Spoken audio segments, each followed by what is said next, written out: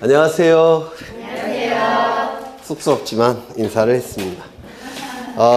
문제지. 거듭 강조해 드리지만 사실은 요것만 좀 해결해도 한 18개에서 9개 나온 데는 지장이 없어요. 사실 나왔던 데가 계속 반복해서 나오니까. 오늘은 390쪽에 103번 볼 차례인 것 같은데 맞을까요? 그렇죠.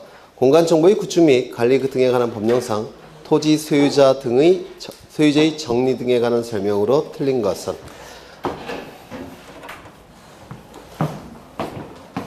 지적 정리는 크게 두 가지가 있죠. 뭐가 있습니까? 그렇죠. 토지 이동에 의해서 지적 공부를 정리하는 경우 토지 이동 정리가 있을 테고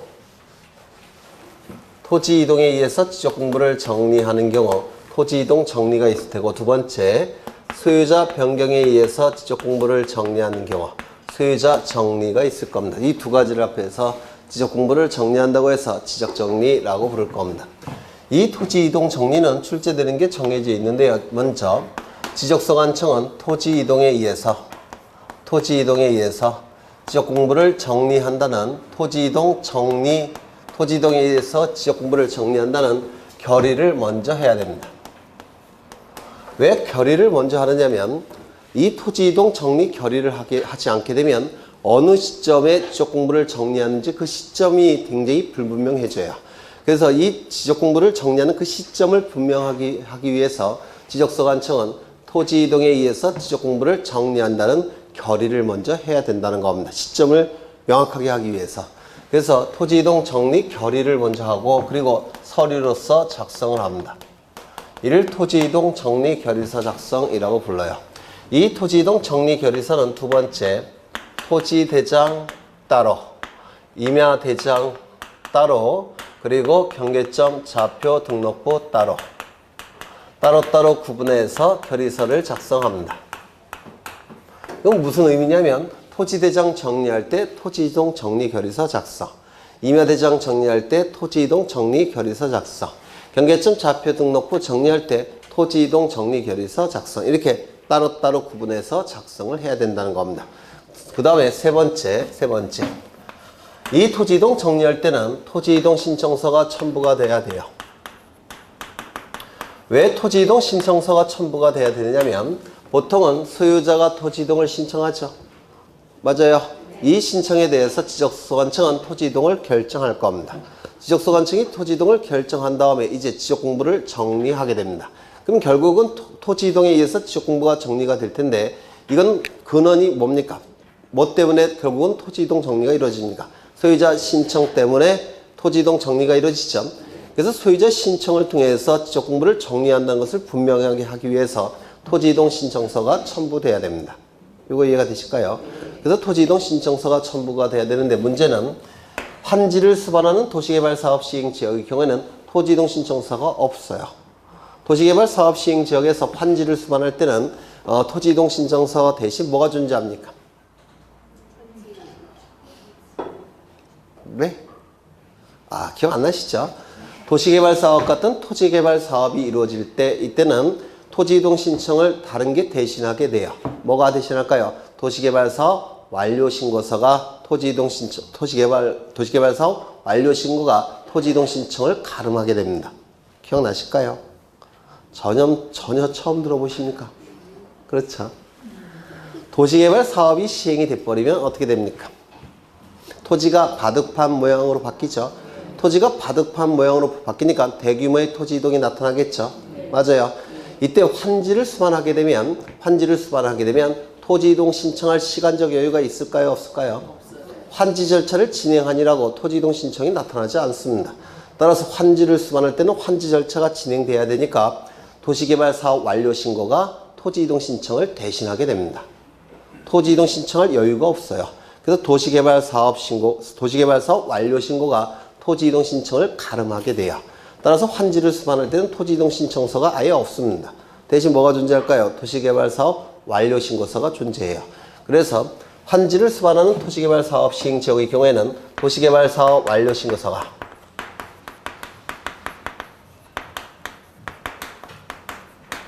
첨부가 돼야 됩니다. 나중에 책을 확인해 보시면 다 줄쳐져 있어요. 기억이 안 나셔서 그렇지. 그렇죠. 그래서 이 토지이동 정리와 관련해서는 요 세 가지가 출제가 돼요. 뭐 어려운 건 없죠. 토지이동 정리 결의서를 작성해야 된다는 거. 그 다음에 이 토지대장 따로, 임야대장 따로, 경계점 좌표 등록부 따로따로 작성을 해야 된다는 거.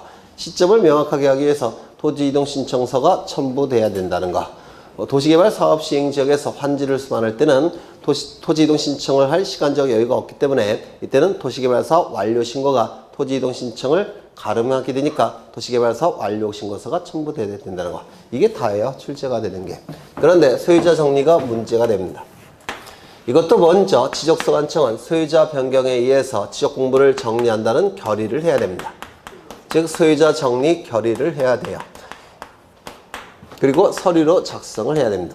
이런 결의가 없게 되면 어느 시점에 이 지적공부를 정리한지가 불분명해져요.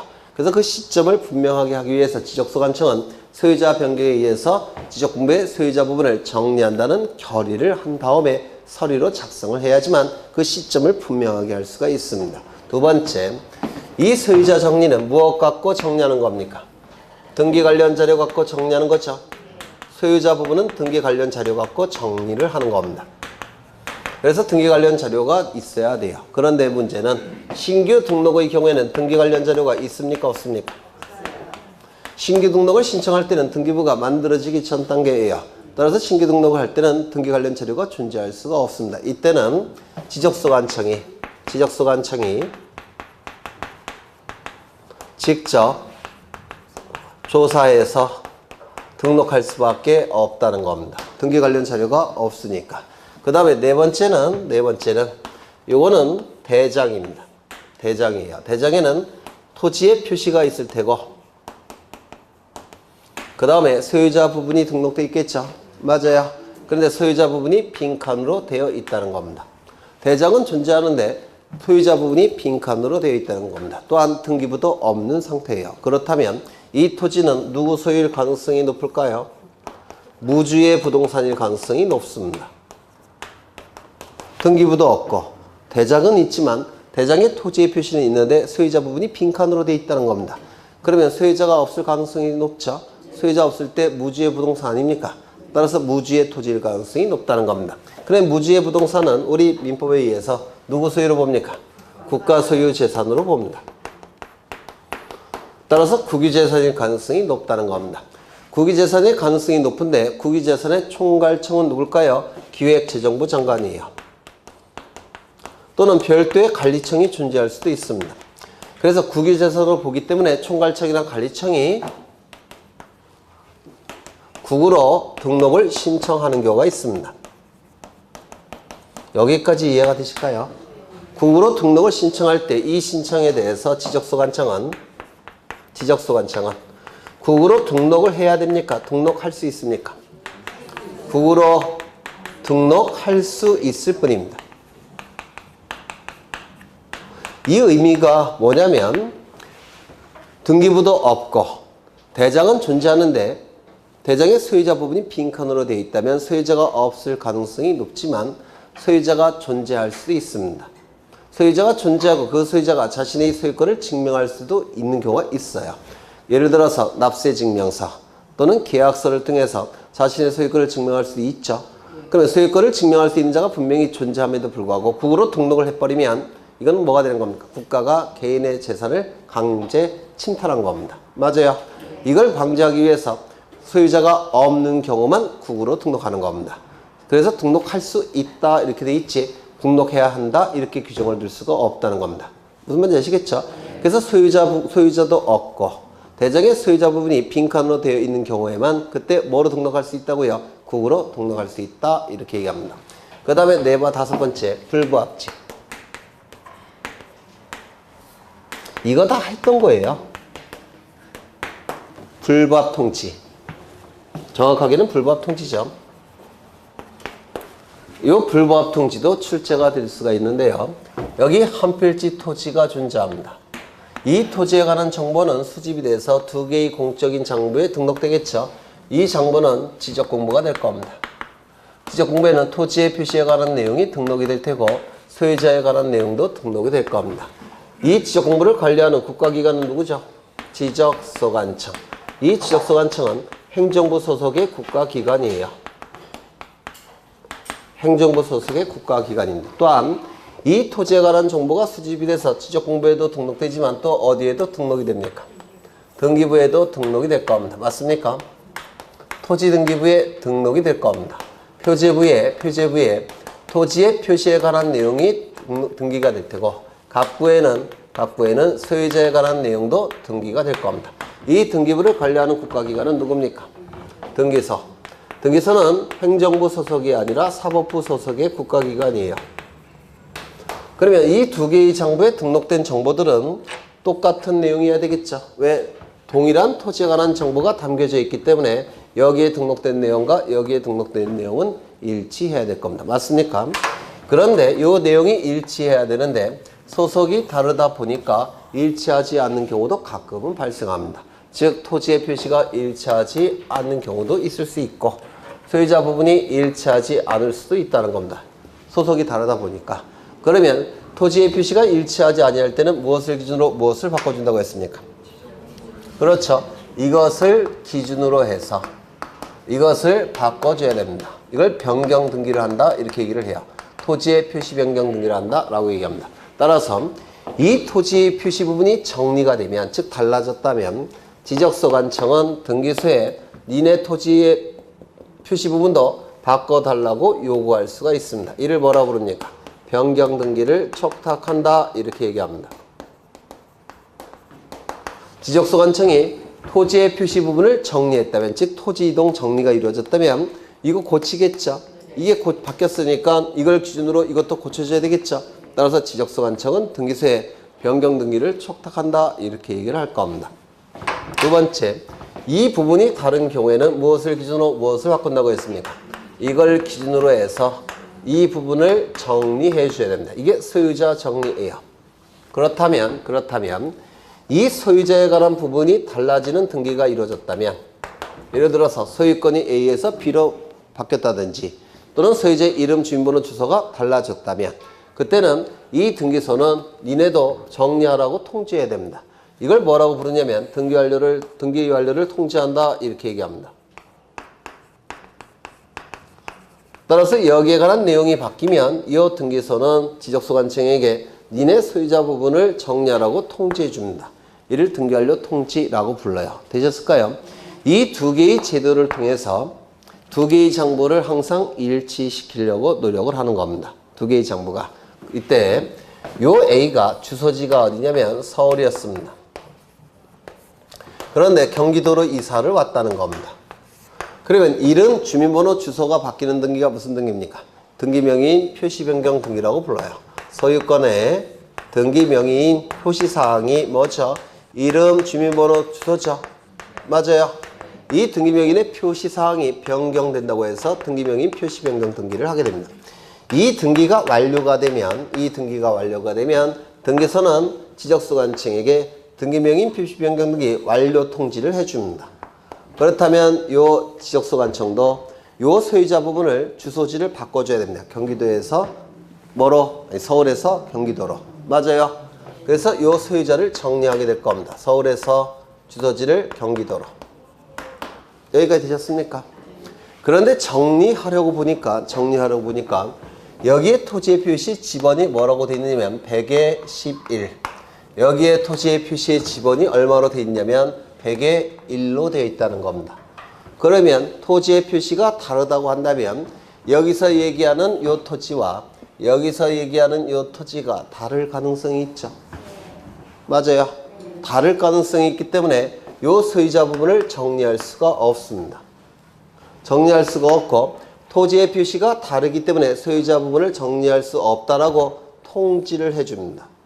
이를 불부합 통지라고 불러요. 다시요. 이 등기 완료가 통지가 이루어지면 지적소관청은 등기 관련 자료를 가지고 소유자 부분을 정리해야 되는데 정리하려고 보니까 토지의 표시가 일치하지 않더라는 겁니다. 토지의 표시가 일치하지 않게 되면 서로 다른 토지일 가능성이 있기 때문에 이때는 소유자 부분을 정리할 수 없고 이때 등기소에게 토지의 표시가 부합하지 않는다라고 통지를 합니다. 따라서 이걸 정리가 안 돼요. 되셨을까요? 이러한 불부합 통지를 받게 된 등기소는 소유권의 등기 명의이니, 소유권의 등기 명의는 누굽니까? A죠. 소유권의 등기 명의인이 1월 이내에 토지의 표시 변경 등기를 신청할 때까지 기다립니다. 무엇을 기준으로 무엇을 바꿔주는 등기겠습니까? 이것을 기준으로 해서 이걸 바꿔주는 등기겠죠. 그러면 여기에 뭐로 바뀝니까? 100의 11로 이렇게 바뀌더라는 겁니다. 이러한 토지의 표시 변경 등기를 신청할 때까지 기다립니다. 그런데 신청하지 않게 되면 등기관은 어떻게 한다고 했습니까? 직권으로 변경 등기를 해버립니다. 즉, 요 100의 1을 저쪽 걸 기준으로 해서 이렇게 바꾸는 등기를 해버린다는 겁니다. 그러면 직권으로 변경 등기가 됐으니까 이제 토지의 표시는 일치가 됐습니까? 일치가 됐죠. 일치가 됐으니까 다시 한번 통지합니다. 통지를 받은 지적소관청은 이제 토지의 표시가 일치가 됐으니까 이 소유자 부분을 이제 정리할 수 있겠습니까? 없겠습니까? 있다, 이렇게 얘기를 합니다. 이걸 불부합 통지라고 불러요. 불부합 통지. 이것도 등기법에서 출제가 가능합니다. 이것도 기억하셔야 돼요. 불부합 통지를 받은 등기소는 소유권의 등기 명의인이 1월 이내에 토지의 표시 변경 등기를 신청할 때까지 기다려보고 1월 이내에 토지의 표시 변경 등기를 신청하지 않는다면 직권으로 토지 표시 변경 등기한다는 거. 이것도 출제가 됩니다. 기억해 두셔야 될 거예요. 이거 두 번째 하는 건데 기억나실까요? 안 나실까요? 날 듯 말 듯. 이때 이 지적소관청에서는 지적공부의 소유자 부분과 등기부의 소유자 부분이 일치하는지 여부를 지적소관청은 항상 조사하고 확인해야 됩니다. 만약에 일치하지 아니하다면 등기부를 기준으로 지적공부의 소유자 부분을 정리해야 되니까 이 지적공부의 소유자 부분과 등기부의 소유자 부분이 일치하는지 여부를 항상 끊임없이 조사하고 확인해야 됩니다. 이때 조사하고 확인할 때 드는 비용은 어떻다고 했습니까? 공짜입니다. 등기부를 조사하고 확인할 때 드는 비용은 무료예요. 이때 일치하지 아니하다면 조사하고 확인해 보니까 일치하지 않는 경우도 있을 수 있겠죠. 일치하지 아니하다면 일치를 시켜야 될 겁니다. 무엇을 기준으로 무엇을 고쳐주겠습니까? 등기부를 기준으로 지적공부를 일치시켜야 될 겁니다. 맞습니까? 따라서 일치시키는 방법은 첫 번째 직권으로 정리하면 되겠죠. 무엇을 기준으로 무엇을 정리하면 됩니까? 등기부를 기준으로 지적공부 소유자 부분을 정리하면 될 겁니다. 그런데 문제는 뭐냐면 조사하고 확인해 보니까 이게 잘못된 게 아니라 이게 잘못된 거라고 한다면 그때는 이거를 직권으로 정리할 수 있을까요? 없을까요? 없겠죠. 지적소관청이 등기부를 정리할 수는 없지 않습니까? 이게 옳은 것이고 이게 잘못된 거라고 한다면 이걸 기준으로 이걸 정리하면 되겠죠. 직권으로 정리하면 돼요.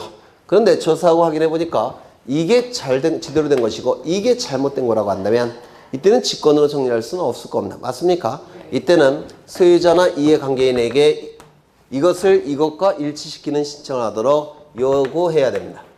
요청을 해야 돼요. 다시요. 이것이 제대로 됐고 이것이 잘못되겠네. 이것이 제대로 됐고 이것이 잘못된 거라고 한다면 이거를 직권으로 정리할 수는 없습니다. 등기부니까. 따라서 소유자나 이해관계인에게 이것을 고치는 신청을 하도록 요구해야 된다는 겁니다. 그래서 일치시켜야 됩니다. 되셨을까요? 네, 여기까지 보시면 이제 지적 정리에 관한 내용을 다 한 거예요. 그럼 문제를 좀 보겠습니다. 1번 지적소관청은 등기부에 적혀있는 토지의 표시가 지적공부와 일치하지 아니하면 소유자를 정리할 수 없다. 맞았을까요? 틀렸을까요? 네?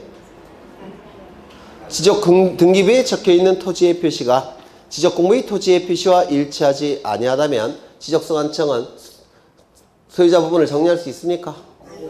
없다고 했잖아요. 그렇죠. 2번 국유재산법에 따른 총괄청이나 같은 법에 따른 관리청이 소유자 없는 부동산에 대한 소유자 등록을 신청하는 경우 국으로 등록을 신청하는 경우 지적소관청은 지적공부에 토지 소유자가 등록되어 있지 아니한 경우에만 등록할 수 있다. 국으로 등록하는 경우는 두 가지 요건을 충족해야 돼요. 첫 번째, 지적공부의 소유자 부분이 빈칸으로 되어 있고, 또 하나는요, 소유권자도 없는 경우. 그때만 국으로 등록할 수 있다고 했죠. 그걸 묻는 지문이에요. 이것이 3번.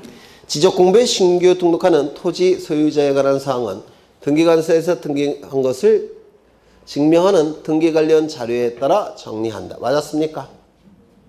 들렸죠? 신규 등록의 경우에는 등기부가 있습니까? 없습니까? 없어요. 따라서 등기 관련 자료 가지고 정리할 수는 없죠. 이때는 지적소관청이 직접 소유자를 조사하고 등록할 수밖에 없을 겁니다. 4번. 지적소관청은 필요하다고 인정하는 경우에는 관할 등기관서의 등기부를 열람하여 지적공부와 등기부가 일치한지 여부를 조사 확인해야 된다. 맞죠? 5번. 지적소관청 소속 공무원이 지적공부와 부동산 등기부의 부합 여부를 확인하기 위하여 등기 관련 자료의 제공을 요청하는 경우 수수료는 무료로 한다. 그래서 이 103번 문제가 아마도 공간정보법에서는 가장 난이도가 높은 문제가 아닌가 싶어요. 뭐 어려운 건 없죠. 네, 넘어가겠습니다. 108번 한번 보죠. 108번. 공간정보의 구축 및 관리 등에 관한 법령상 지적소관청이 토지 소유자에게 지적정리 등을 통지하여야 하는 경우로 틀린 것은 이라고 되어 있는데, 이거 설명드린 적이 있죠. 9가지. 공통점은 뭐였을까요? 소유자 신청이 아닌 다른 방법에 의해서 지적공부를 정리할 때는 소유자 모를 테니까 통지한다고 했는데 전혀 생소하셔요. 민계공 하신이라고 이 지적소관청이 토지 이동을 결정하죠. 맞아요. 지적소관청이 토지 이동을 결정하는데 이 토지 이동 결정은 먼저 신청에 의해서 지적소관청이 결정하겠죠. 두 번째, 신청이 없는 경우 직권으로 결정하는 경우도 있을 겁니다. 이 신청도 원칙은 누가 신청함이 원칙입니까? 소유자가 신청함이 원칙입니다. 다만 예외적으로 제3자가 대위 신청하는 경우도 있죠. 그리고 세 번째, 특례 규정도 있죠. 이 중에서 원칙은 뭡니까? 소유자가 신청하면 지적소관청이 결정하는 겁니다. 맞아요? 그렇죠. 그렇다면 소유자 신청에 의해서 토지이동이 결정이 됐고, 그리고 토지이동 정리가 이루어졌다면 이때는 소유자에게 토지이동 정리가 이루어졌다는 것을 통지할 필요가 구태여 있습니까? 없습니까? 없어요. 왜? 알고 있을 테니까. 그런데 소유자 신청이 아닌 다른 방법을 통해서 지적공부가 정리가 됐다면 소유자 알까요? 모를까요? 모르겠죠. 그때는 통지해야만 되더라는 겁니다. 그래서 토지 소유자에게 지적공부가 정리되었음을 통지하는 경우는 거기 아래 설명이 나와 있죠. 9가지가 있습니다. 9가지가. 근데 이 9가지를 외울 수는 없겠죠. 그럼 이 9가지 공통점이 뭐라고 그랬죠? 소유자 신청이 아닌 다른 방법을 통해서 지적공부가 정리가 된 경우, 그때는 소유자가 모를 테니까 소유자에게 통지해야만 되더라는 겁니다. 그럼 1번부터 보시면 직권으로 조사 증명하여 지적공부를 정리한 때, 직권이란 단어 있습니까? 소유자 신청이 아닌 다른 방법이죠. 2번, 지번 변경을 한 때, 지번 변경은 소유자에게 신청권이 있을까요? 없을까요? 없어요. 없습니다. 지번 변경은 지적소관청이 시도지사, 대도시시장의 승인을 받아서 지번 부여 지역 전부 또는 일부에 대해서 새로 부여하는 게 지번 변경이에요. 이때는 소유자의 신청권이 애당초 인정되지 않습니다. 소유자에게 지번 변경 신청권이 인정이 된다면 저 같은 사람은 지번을 바꿔달라고 요구할 겁니다. 777 아니면 333 아니면 999 이렇게 좋은 지번으로. 이런 경우가 한 사람만 있지 않겠죠. 그래서 이 지번 변경은 소유자에게 신청권이 인정되지 않습니다. 그러면 지번 변경이 됐을 때 소유자가 알까요? 모를까요? 모르겠죠. 통지해야 될 겁니다. 3번을 보시면 지적공부에 복구를 한 때, 지적공부의 복구는 소유자의 신청을 기다릴 시간적 여유가 없다고 그랬죠. 또한 시도지사, 대도시장의 승인을 받을 시간적 여유도 없다고 했죠. 그래서 이 지적공부의 복구는 소유자 신청에 의해서 복구되는 게 아닙니다. 이건 지적소관청이 재량으로 복구하는 거예요. 따라서 소유자에게 통지할까요? 안 할까요? 해야 되겠죠. 4번을 보시면 직권이라는 단어 있습니까? 소유자 신청에 의해서 정리가 된 게 아니죠. 통지해야 될 테고. 5번, 거기도 직권이라는 단어가 있죠. 소유자 신청에 의해서 정정되는 게 아닙니다. 통지해야 될 테고요. 6번 행정구역의 변경으로 지번부여 지역의 일부의 지번을 새로이 부여할 때 지번부여. 지번부여는 지적소관청이 지번부여 지역 지적소관청이 지번부여 지역별로 북서에서 남동쪽으로 차례대로 부여하죠. 그럼 소유자에게 지번부여 신청권이 있습니까? 없습니다.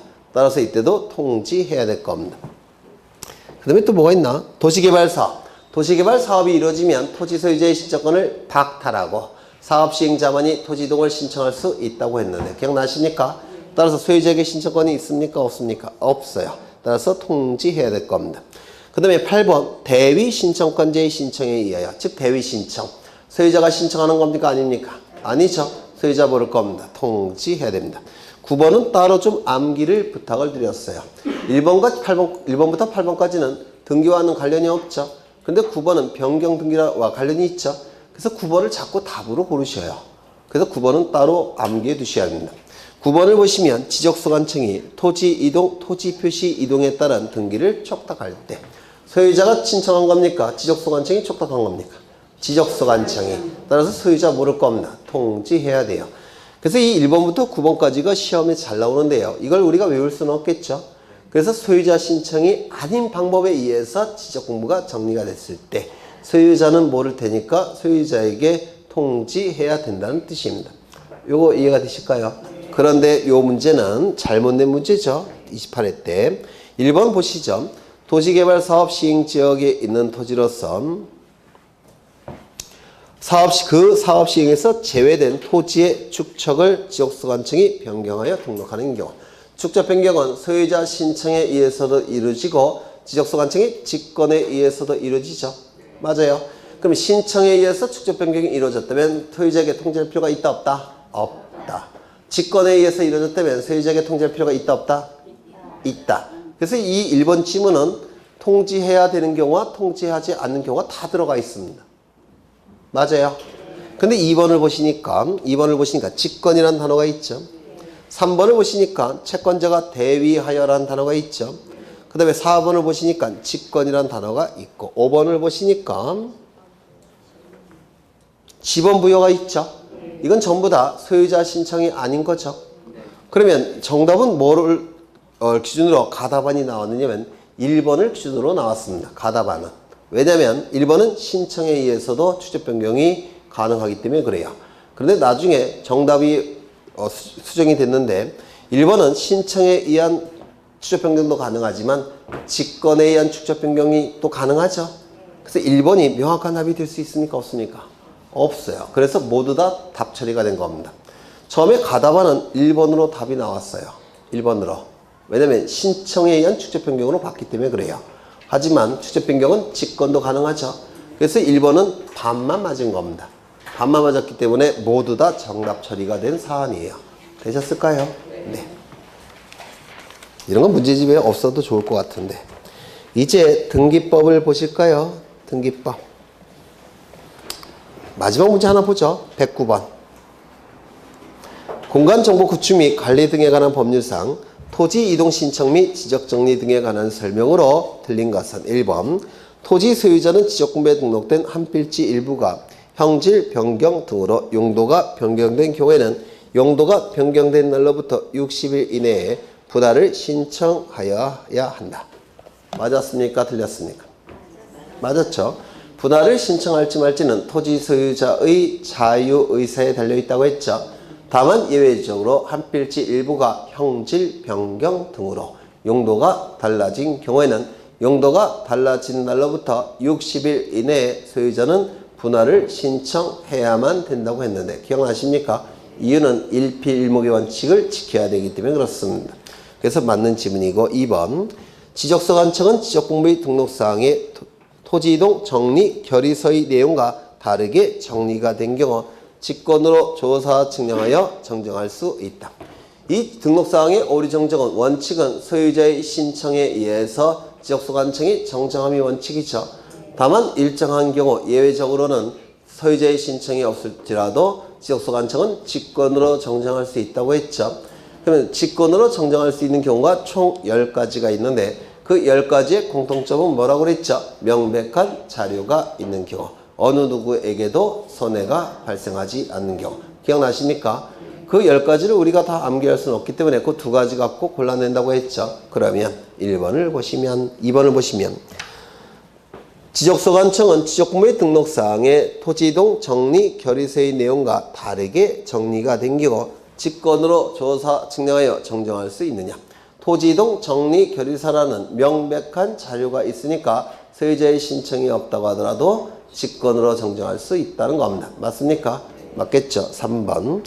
지적소관청은 토지 소유자의 변동 등에 따라 지적공부를 정리하는 경우에는 소유자 정리 결의서를 작성해야 된다. 맞습니까?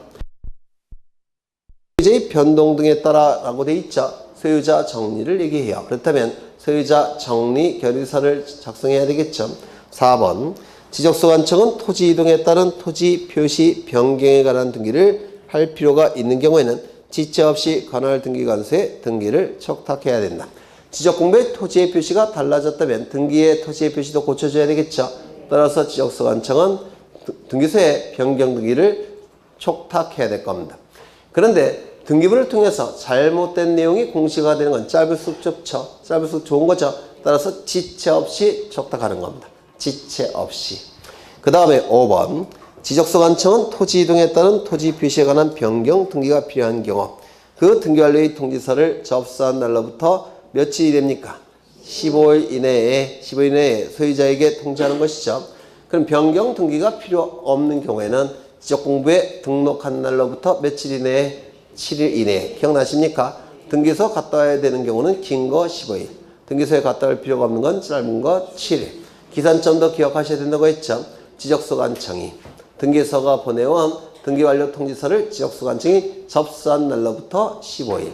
변경 등기가 필요 없는 경우에는 지적공부에 등록한 날로부터 7일.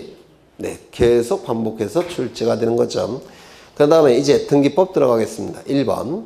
부기 등기에 관한 설명으로 틀린 것을 모두 고른 것은 부기 등기는 주등기와의 동일성을 표현하고자 할 때 주등기 순위를 유지하고자 할 때 주등기에 붙여서 기록하는 등기가 부기 등기라고 했는데 기억나십니까? 그러면 1번을 보시면 지상권 설정 등기는 부기 등기로 실행한다. 소유자를 기준으로 첫 번째 도출된 등기는 주등기, 두 번째 도출된 등기는 부기 등기. 그러면 지상권 설정 등기는 소유자가 설정해 주는 거죠. 따라서 이건 소유자를 기준으로 몇 번째일까요? 첫 번째. 따라서 무슨 등기? 주등기. 2번. 환매권의 이전 등기는 부기 등기의 부기 등기로 실행한다. 이것 좀 보겠습니다. 아직 수업 시간에는 설명을 안 드렸는데요. 민법에서 환매권 하셨죠? 아까 하셨다고 했는데 했어요? 안 했어요? 아까는 했다고 해놓으시고 아까 했다고 했잖아요. 환매권 안 했어요? 지금 하면 되죠. 갑이 을과 매매 계약을 체결합니다. 갑이 을과 매매 계약을 체결해요. 체결하면서 동시에 환매 특약을 맺습니다. 그러면 이 환매 특약의 의미는 뭐냐면 다시 체결된 매매라는 뜻이에요. 다시 체결된 매매. 이걸 환매라고 부릅니다. 환매의 특별한 계약을 체결했다는 겁니다. 이걸 환매 특약이라고 부르는데요. 그럼 이런 환매 특약은 왜 하느냐면 갑은 돈이 필요해요. 엄청나게 큰 돈이 필요합니다. 막내딸이 아파요. 그래서 비용은 한 2억 정도 든대요. 가진 거라고는 집 한 채 한 채가 있습니다. 그런데 성격이 더러워서 누구한테 돈은 못 빌려요. 그럴 수 있죠. 그래서 갑은 어떻게 했냐면 친구한테 가서 이렇게 얘기합니다. 내 집 좀 사달라. 그렇게 얘기할 수 있죠. 그런데 다행히 친구는 얼마 전에 로또에 당첨이 됐어요. 그래서 100억을 갖고 있는 상태입니다. 그러면 친구가 내 집 사달라 부탁하니까 사줄 수 있겠습니까? 알았어, 내가 사줄게. 이렇게 얘기합니다. 뭐가 체결된 겁니까? 매매계약이 체결된 겁니다. 되셨을까요? 근데 갑이 을에게 이렇게 얘기합니다. 내가 지금 열심히 내서 내가 꼭 다시 살 테니까 반드시 나한테 다시 팔아야 돼. 이렇게 요구합니다. 그러면 을은 알았어. 이렇게 얘기하겠죠. 환매 특약이 체결이 된 겁니다. 다시 사겠다는 특별한 약속이에요. 되셨어요? 그러면 이 환매 특약은 어떠한 목적으로 하는 걸까요? 돈 빌리는 목적입니다. 돈 빌리는 목적. 이걸 민법에서 뭐라고 부릅니까? 왜 저만 쳐다보셔요? 제가 민법 선생님도 아니고 매도담보라고 불리는 거예요. 들어보셨습니까? 매도담보가 바로 이 환매특약을 통해서 이루어지게 됩니다. 매도, 팔아서 넘기는 방법으로 담보를 제공한다는 뜻입니다. 매도담보. 그러면 매매계약이 체결되었으니까 무슨 등기 이루어질까요? 주등기. 소유권 이전 등기. 소유권 이전 등기가 이루어질 겁니다. 그 다음에 환매특약이 체결되면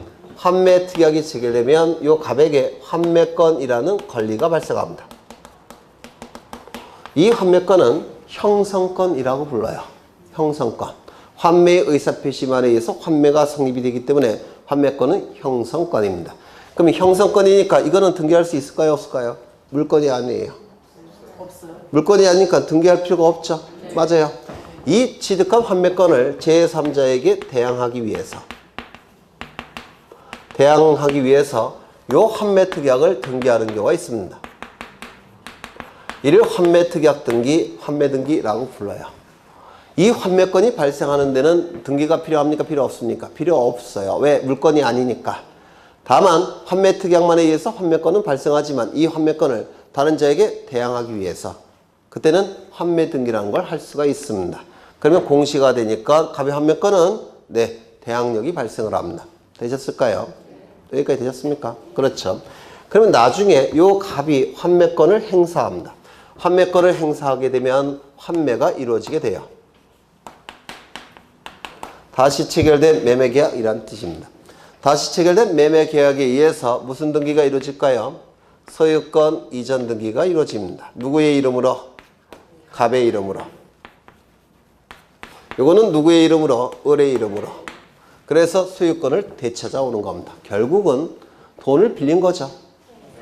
그렇죠. 돈을 빌린 겁니다. 나중에 돈이 생기면 돈을 갚은 거죠. 그리고 소유권 찾아오는 겁니다. 이런 형태를 민법에서 매도담보라고 불러요. 그럼 여기에는 등기가 몇 건이 이루어지고 있습니까? 이거 등기라는 문구가 하나, 둘, 세 건이 이루어졌죠. 그렇죠. 그렇다면 이 등기가 이루어짐으로 인해서 이익이 발생한 자는 누굽니까? 을, 소유권을 취득하니까 등기 권리자. 불이익이 발생한 자는 누굴까요? 갑, 등기 의무자. 여기까지 되셨을까요? 이 등기가 이루어짐으로 인해서 이익이 발생한 자는 누굽니까? 갑, 왜요? 대항력이 발생하니까. 그렇죠. 대항력이 발생하니까 등기 권리자. 불이익이 발생한 자는 누굽니까? 을, 등기 의무자. 이 등기가 이루어짐으로 인해서 이익이 발생한 자는 누굽니까? 갑. 왜? 소유권 취득하니까 등기 관리자. 이거는요 등기 의무자. 그래서 이렇게 세 건의 등기가 이루어지게 됩니다. 이때 시간이 이렇게 흘러가는데요, 우리 민법에서는 요 매매계약과 요 환매특약은 어떻게 하셔요? 반드시 동시에 체결할 것을 요구합니다. 우리 민법에 의해서. 매매계약과 환매특약은 반드시 동시에 체결돼야 돼요. 만약에 매매계약과 환매특약이 동시에 체결되지 않는다면 이거는 환매특약이 될 수가 없습니다. 뭐가 될까요? 네? 그냥 뭐라고요? 동시에 체결된다면 환매특약. 동시에 체결하지 않으면 계약서에 환매특약이라고 써 있어도 환매특약이 아니에요. 뭘까요? 재매매 예약이라고 불러요. 들어보셨죠? 동시에 체결되면 환매특약, 동시에 체결되지 않으면 재매매 예약이라고 부릅니다. 이 매매로 인한 소유권 이전 등기와 이 환매특약으로 인한 환매등기. 환매등기는 우리 등기법에서 동시에 신청할 것을 요구합니다. 왜냐면 우리 등기법은 민법의 보조 법률에 불과하니까 민법의 취지를 받아들입니다. 그래서 이 두 개의 등기는 동시에 신청을 해야 됩니다. 만약에 동시에 신청되지 않으면 이거는 판매 등기가 될 수가 없어요. 그럼 동시에 신청하지 않을 때는 무슨 등기 할까요? 이제는 여쭤보지 않겠습니다. 네. 그때는 가등기 하는 거예요. 가등기. 그래서 동시에 체결되지 않으면 재매매 이하, 동시에 신청되지 않으면 가등기. 이게 뭡니까? 가등기 담보. 가등기 담보라고 부르는 거예요. 담보 가등기. 그렇죠? 그러면 이 두 개가 동시에 신청이 됐으니까 효력도 어떨까요? 같겠죠? 같죠. 이 동시에 신청이 됐으니까 접수번호가 어떨까요? 동일하겠죠? 동일하니까 순위는 어떨까요? 동일해야 되겠죠? 그러면 순위가 동일하다는 것을 표현하기 위해서 무슨 등기 할까요? 하나는 주등기, 하나는 부기등기 할 겁니다. 여기까지 되셨습니까? 그렇다면 여기서 매매와 판매 등기, 서입거래 등기와 판매 등기 중에서 주된 계약은 어느 걸까요? 매매. 주된 등기는 어느 걸까요? 소유권 이전 등기가 주등기입니다. 그렇다면 이걸 주등기 해야 될 테고 이거는 여기에 붙여서 기록하게 될 겁니다. 그래서 이 환매 등기는 부기 등기를 하는 겁니다. 순위가 같다는 것을 표현해야 되기 때문에 동시에 신청이 됐으니까 접수번호가 동일할 테고 접수번호가 동일하니까 순위도 같을 겁니다. 순위가 같다는 것을 어떻게 표현하느냐면 하나는 주등기, 하나는 부기 등기로 표현합니다. 그러면 소유권 이전 등기가 주등기니까 환매 등기는 부기 등기예요. 되셨을까요? 그렇다면 갑이 이 환매건이 환매 등기가 됐죠. 갑의 이름으로 무슨 등기 한다고 했습니까? 부기 등기. 만약에 이 소유권 이전 등기가 주등기라고 한다면 환매 등기는 부기 등기 한다고 하지 않았습니까? 네. 맞아요. 네. 이 환매 등기를 갑이 다른 자에게 넘기는 경우가 있습니다. 그럼 환매 등기에 이전 등기 하겠죠? 네. 환매 등기의 이전 등기는 무슨 등기 할까요? 여기다가 붙여서 기록할 겁니다. 또 한 번 이전하면 어떻게 될까요? 부기의 부기가 될 겁니다. 이거 이해가 되실까요? 네. 요 정도만 보죠. 네. 더 하면 머리 아플 테니까. 그러면 지문을 보겠습니다. 환매권의 이전 등기는 부기 등기로 실행한다. 환매 등기 자체가 부기 등기니까 환매 등기의 이전 등기는 무슨 등기라고요? 부기의 부기. 3번에 권리 변경 등기는 등기상 이해관계인의 승낙을 얻으면 부기 등기로 실행할 수 있다. 이거 맞았을까요? 틀렸을까요? 기억나시죠? 이 권리 변경 등기는 등기상 이해관계인의 승낙은 뭐에 대한 승낙이라고 했죠?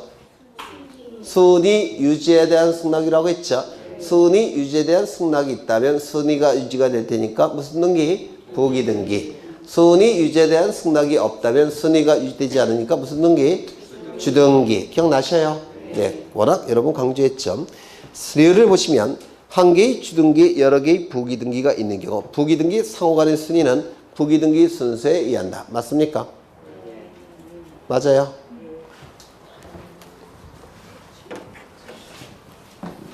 2에 7번, 2에 8번, 2에 9번, 3에 6번, 3에 7번, 3에 8번, 4에 1번, 4에 2번, 4에 3번, 4에 4번. 이 중에서 가장 선순위는 어느 걸까요? 주등기가 2순위, 이게 가장 선순위겠죠? 이 중에서 가장 선순위 어느 걸까요? 이거겠죠? 맞아요. 그래서 이 순위는 뭐 갖고 결정하는 겁니까? 주등기 갖고 결정하죠? 그 다음에 주등기가 같다고 한다면 뭐 갖고 판단합니까? 부기등기 갖고 판단하는 거죠? 맞아요. 그게 요거 지문 아닙니까? 한 개의 주등기에 여러 개의 부기등기가 있는 경우 부기등기 상호간의 순위는 부기등기 순서 갖고 결정하겠죠? 그렇죠. 5번, 4번. 소유권 처분 제한 등기는 부기등기로 실행한다. 소유권에 관한 처분 제한 등기는 소유권에 관한 등기입니까? 소유권 이외의 권리에 관한 등기입니까? 소유권에 관한 등기죠? 맞아요. 따라서 갑구입니까? 을구입니까? 갑구. 소유권에 대한 가압류 가처분 등기는 소유권자를 기준으로 할 때 몇 번째 도출이 된 걸까요?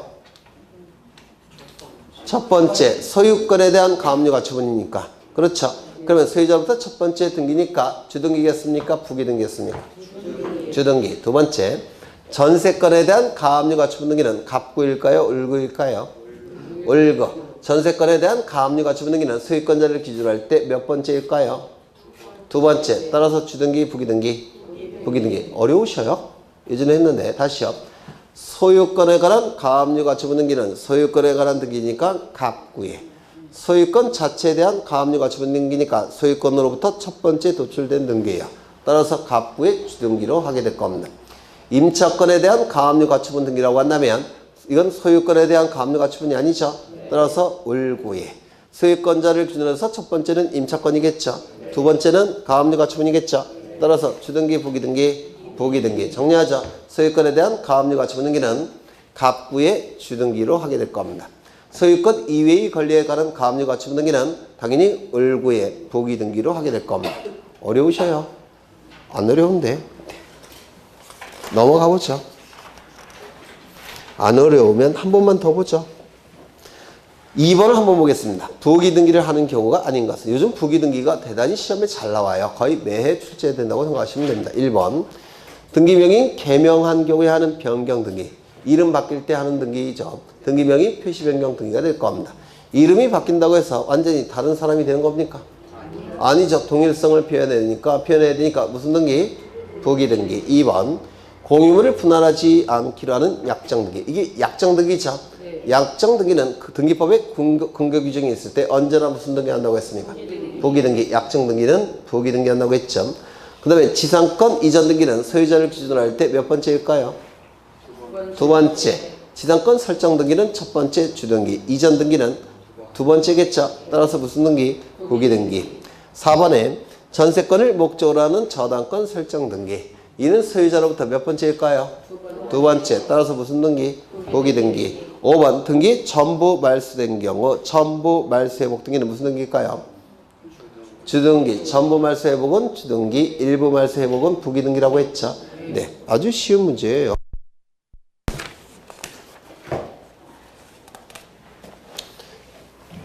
어디를 보시냐면 8번을 한번 보겠습니다. 8번.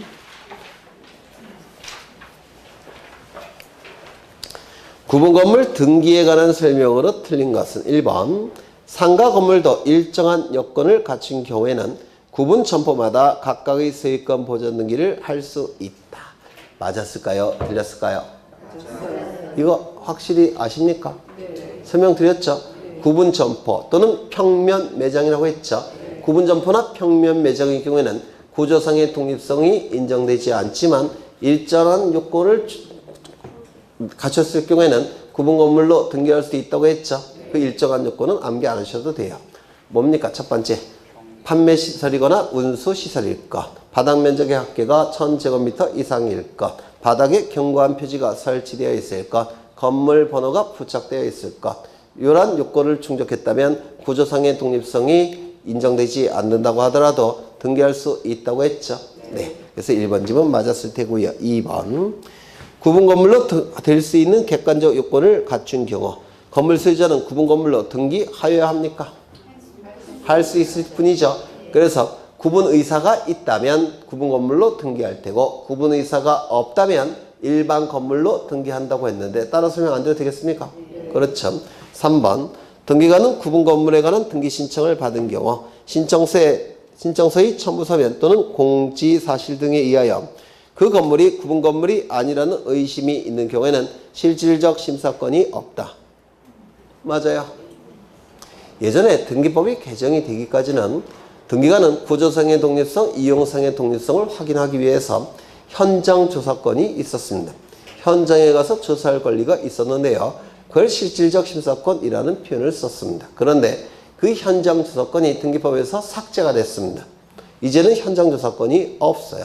따라서 이제는 등기관은 실질적 심사권은 아예 없는 겁니다. 전부 다 서면 심사만 가능하게 돼요.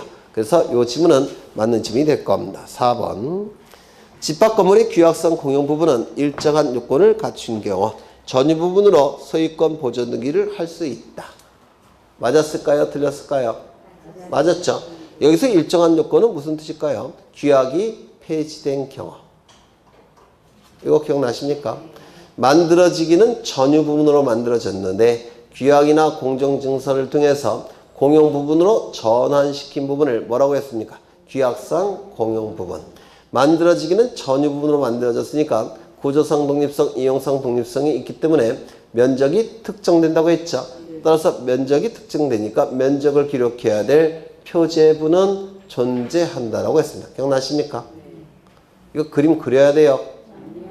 워낙 여러 번 한 거니까. 그럼 표제부는 존재하고 갑글구는 없을 텐데, 그렇다면 규약상 공용 부분이라는 사실이 등기는 어디 있다 할 수밖에 없다고 했습니다. 표제부에. 누가? 소유자가 단독 신청을 통해서 한다고 했죠. 표제부 등기니까. 맞아요. 근데 만약에 규약이 폐지가 된다면 공용 부분이었던 것이 전유 부분으로 환원이 된다고 했죠. 전유 부분이 되니까 소유권 취득자가 존재하겠죠. 소유권 취득자가 무슨 등기 신청한다고 했습니까? 보전 등기를 지체 없이 신청하게 됩니다. 그래서 이 지문은 맞는 지문이 되겠죠. 5번. 한동 건물에 속하는 구분 건물 중에 일부만에 관하여 보전 등기를 신청하는 경우 나머지 구분 건물에 관하여 표제부 등기를 동시에 신청한다. 자신의 것은 직접 신청, 남의 것은 대위 신청. 맞죠? 넘어가겠습니다. 9번을 보시죠. 9번. 등기에 관한 설명으로 옳은 것을 모두 몇 개인가? 1번. 공유 지분은 등기되지 않아도 공유 성립에는 영향이 없다. 맞았을까요? 틀렸을까요? 맞아요. 이유는요?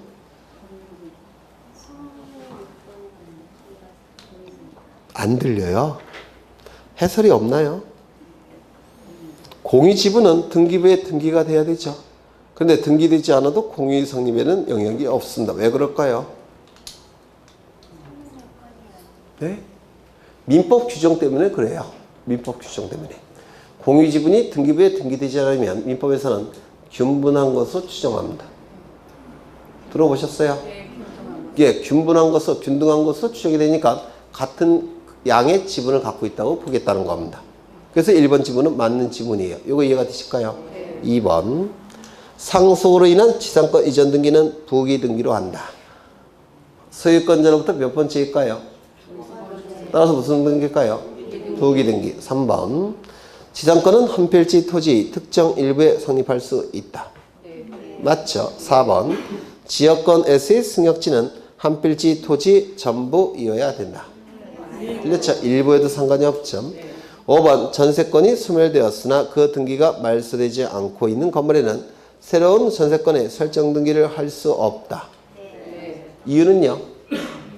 후등기 저지력. 그렇죠. 후등기 저지력. 11번을 보실까요?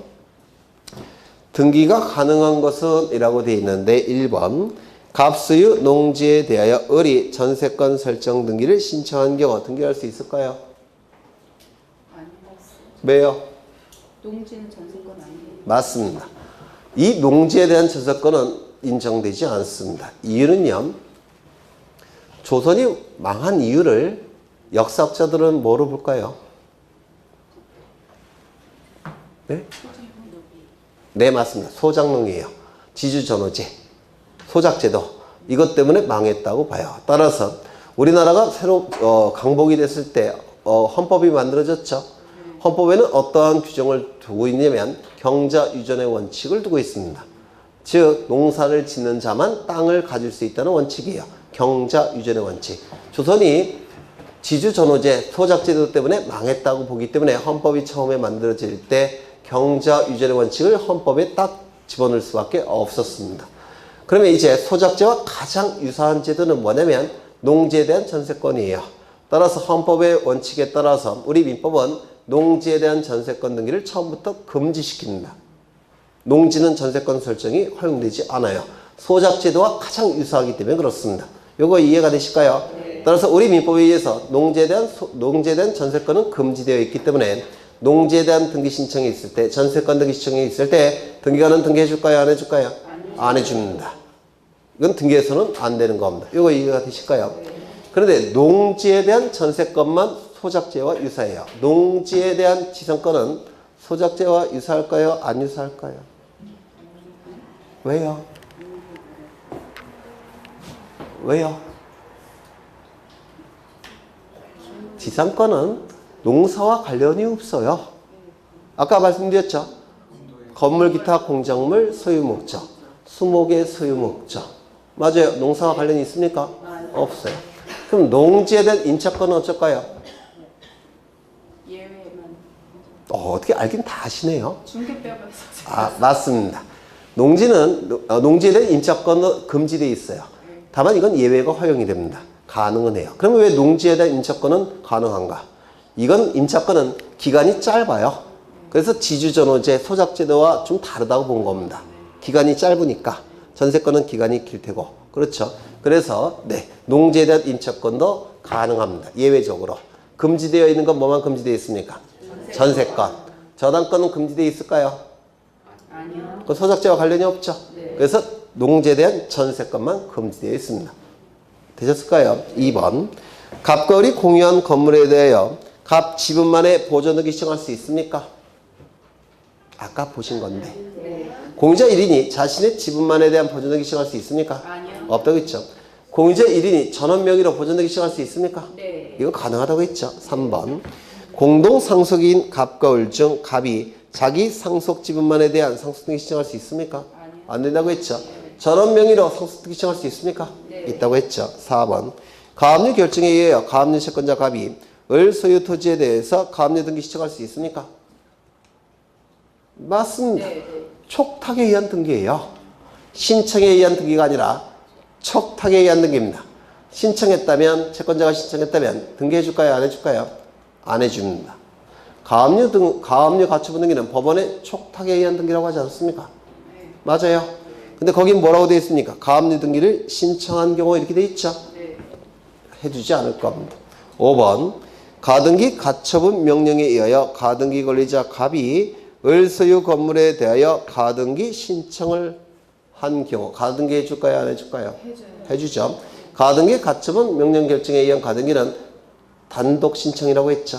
네. 그래서 이거는 가능합니다. 정답은 5번. 이런 형태의 문제가 굉장히 자주 출제가 돼요. 29조 제2호와 관련된 문제입니다. 다 할 거예요. 넘기겠습니다. 12번을 보실까요? 12번. 등기 효력에 관한 설명으로 옳은 것은 1번. 부동산 소유권 이전 등기 등에 관한 특별조치법에 의한 소유권 이전 등기는 추정력이 인정되지 않는다. 맞았을까요? 틀렸을까요? 네?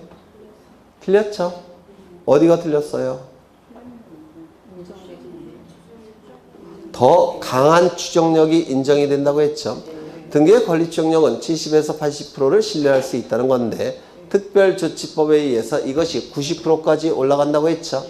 따라서 일반적인 방법으로 추정력을 깰 수는 없고 보증서나 확인서가 위조가 됐다든지 허위로 작성이 됐다든지 스스로 거짓이라고 인정한 경우만 깨진다고 했는데 기억나셔요? 그래서 더 강한 추정력이 인정이 되는 것이지 인정되지 않는다. 틀린 집이 될 겁니다. 2번. 소유권 이전 등기가 격려되어 있는 경우 등기 명의자는 전 소유자에 대해서도 적법한 등기 원인에 의하여 소유권을 취득한 것으로 추정되지 않는다. 맞았을까요? 틀렸을까요? 틀렸죠? 왜 틀렸습니까? 인정되겠죠? 그래요. 소유권 이전 등기는 전 소유자에게 권리 추정력을 주장할 수 있다는 건데 근거는 뭐라고 그랬죠? 공동신청. 그렇죠. 소유권 이전 등기는 공동신청에 의한 등기니까 전 소유자와 공동으로 신청하는 등기니까 전 소유자에게 권리 추정력을 주장할 수 있다고 했죠. 근데 소유권 보전 등기는 단독 신청에 의한 등기니까 전 소유자에게 권리 추정력을 주장할 수 있다고 했습니까? 없다고 했습니까? 없다고 했죠. 기억나셔요? 네. 3번. 상속인이 자기 명의로 소유권 이전 등기를 하지 않고 그 부동산을 양도하여 피상속인으로부터 직접 양수인 앞으로 소유권 이전 등기를 한 경우 이게 뭡니까? 상속인에 의한 등기 신청이죠. 맞아요. 따라서 효력이 없다. 맞았습니까? 틀렸죠. 4번. 가등기 권리자는 중복된 소유권 보존 등기의 말소를 청구할 권리가 있을까요? 없죠. 왜요? 가등기는 순위 보존의 효력만 있다고 했죠. 다른 효력을 인정할 수가 없습니다. 여기서 보존 등기의 말소를 청구할 권리가 뭐냐면 물권적 청구권이에요. 이게 물권자로서 말소 등기를 청구하는 게 보통 물권적 청구권입니다. 공부하신 적 있습니까? 물권적 청구권, 채권적 청구권 공부한 적 없어요? 있죠? 이 말소 등기 청구권은 원칙은 물권적 청구권인데요. 가등기를 하게 되면 물권을 취득합니까? 취득 못합니까? 취득 못해요. 못하죠. 물권 취득의 본등기를 하기 전에 순위를 보존하기 위해서 임시로 하는 등기가 가등기죠. 가등기 한 상태에서는 아직 물권을 취득한 적이 없어요. 물권을 취득한 적이 없는 자가 물권적 청구권 행사할 수 있습니까? 없다는 겁니다. 따라서 가등기권자는 이 말소등기 청구권을 행사할 수가 없습니다. 이거 이해가 되실까요? 그 다음에 5번 담보 가등기권자는 그 담보물에 대한 경매 절차에서 그 가등기 순위에 의하여 우선 변제를 받을 수 있다. 이것도 우리 시험에 자주 나오는데요. 담보 가등기의 효력이 문제가 됩니다. 가등기는 두 가지 종류가 있습니다. 첫 번째, 청구권의 순위 보전의 가등기. 이건 우리 등기법에서 공부하시는 거예요. 이 순위 보전의 가등기는 효력이 하나밖에 없습니다. 뭡니까? 순위 보전의 효력. 또 하나는 담보 가등기. 이 담보 가등기는 가등기, 담보 등에 관한 법률에 적용을 받습니다. 담보 가등기 들어보신 적 있죠? 네. 이 담보 가등기는 효력이 뭐가 있을까요? 저당권과 동일한 효력이 있습니다. 그럼 저당권과 동일한 효력이 있으니까 저당권의 효력은 뭐가 있죠?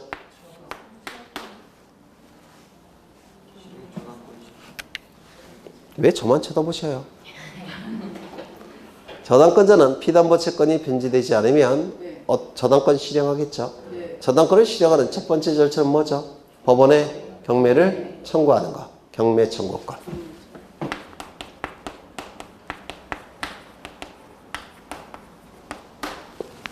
경매가 청구가 됐으면 법원은 경매 절차를 개시하겠다고 결정하겠죠. 경매 개시 결정을 할 테고 이를 등기소에 촉탁합니다.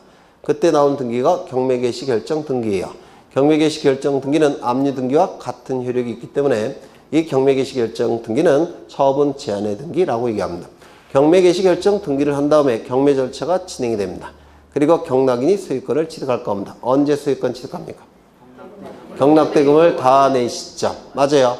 이때 경락대금으로부터 저당권자는 자신의 순위에 맞춰서 피담보 채권에 대해서 우선적으로 변제를 받을 겁니다. 맞습니까? 그러면 저당권의 효력 두 번째 뭡니까? 우선 변제적 효력.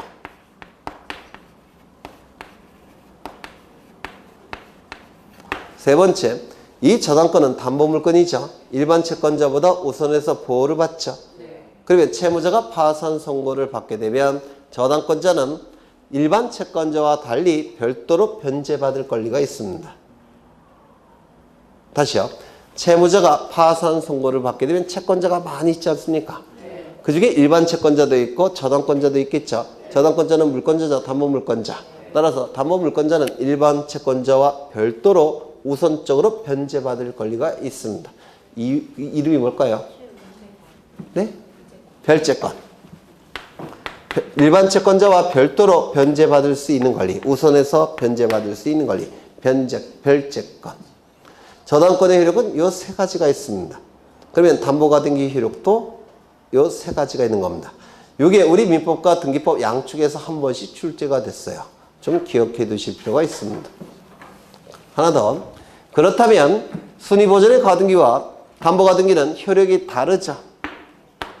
그러면 등기부에 기록이 될 때 이게 구분이 될까요? 안 될까요? 구분이 안 됩니다. 구분이 안 되기 때문에 가등기가 설정된 부동산의 경우 경매 절차가 진행이 되면 법관은 그 경매 절차를 주관하는 법관은 가등기 명의를 판사시로 부릅니다. 불러갖고 네 명의로 되어 있는 가등기가 담보 가등기냐 순위 보전의 가등기냐 이걸 물어봐요. 구분이 안 되니까. 그렇다면 담보 가등기에서 이자, 이율, 변제기 이런 거 기록될까요? 안 될까요? 잘 생각해 보셔요. 두 개가 구분이 안 된다고 했죠. 기준은 이거예요. 이게 원칙적인 가등기입니다. 구분이 안 돼요. 그러면 이 담보 가등기에 이자, 이율, 변제기, 채권액 이런 거 기록될까요? 안 될까요? 안 됩니다.